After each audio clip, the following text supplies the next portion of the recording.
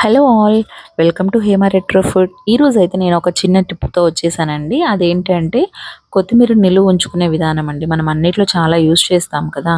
So ఇది ముందుగా air tight box ఒకటి తీసుకోండి, అందులో టిష్యూస్ వేసేసుకోండి.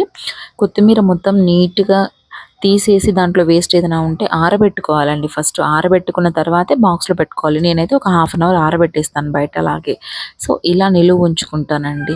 ఇదైతే నాకు దాదాపుగా ఒక 10 డేస్ వరకు వస్తుందండి కొత్తిమీర, ఏ ఇబ్బంది లేకుండాను. సో మంచిగా కాండలు ఉన్నవంతా వేర్లతో పాటు అలాగే పెట్టేసుకుంటాను. సో పొడి కొత్తిమీర అయితే తనిగా పెట్టుకుంటానండి. సో అంతే, జస్ట్ ఇంకా క్లోజ్ చేసేసి పైన కూడా వాటర్ అంతా ఫామ్ అవ్వకుండా ఉంటుందండి ఈ టిష్యూస్ కానీ పెడితే.